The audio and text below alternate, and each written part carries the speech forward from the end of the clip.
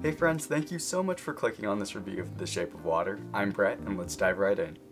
So The Shape of Water is the latest creation from visionary director Guillermo del Toro, and it tells this really beautiful story about this mute woman named Eliza, played by the brilliant Sally Hawkins, and she is this custodial worker inside this secret government science lab, and all of this takes place during the Cold War. And while she is at work cleaning up some of the labs, she ends up forming this super unique and intimate bond with this sea creature that is being locked up. The sea creature is played by Doug Jones, and this bond of friendship ends up developing into a romance. So we follow their love story as they try to find a way to be together. This seems like such a simple story on paper, but it's this beautifully rich and complex film.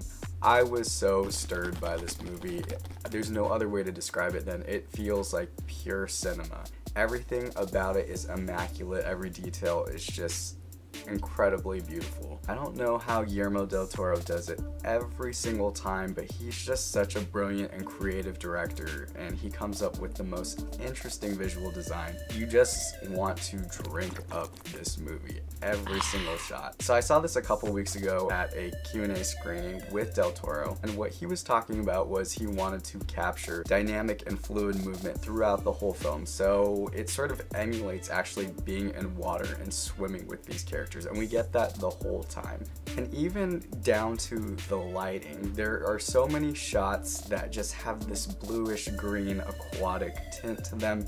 And then in the background, you'll see, like, if this were being lit in the Shape of Water world, you would see water reflections just bouncing off against the wall. Even the windows just have this nice reflection of water and rain dripping down. It is so freaking beautiful. I cannot even tell you.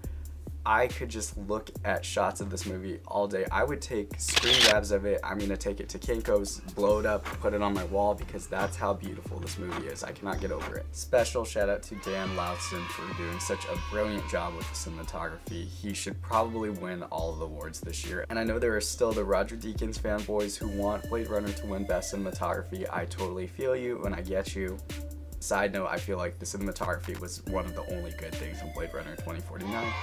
Really did not like that movie. Let me know if you want to see a review of that later. Please do not kill me for saying that. I know.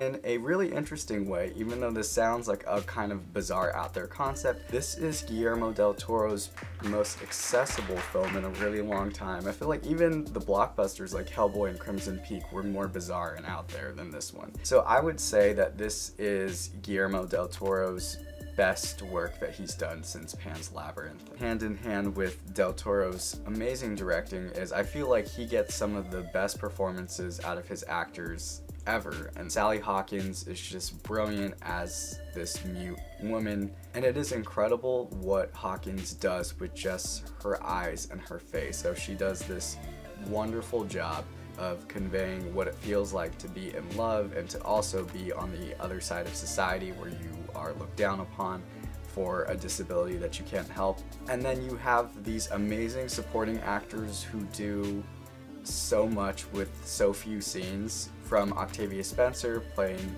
Sally Hawkins' sort of sassy and wise co-worker. She is a hilarious scene stealer who also brings a ton of heart, as she does in every role. There's gonna be a lot of people that are saying, oh, Octavia Spencer, she's always playing the same thing. She does it so well, so who cares? Same thing can be said for Michael Shannon, who plays the crazy colonel who works in the lab. Michael Shannon is doing the most in this movie, and I mean that in the best way possible.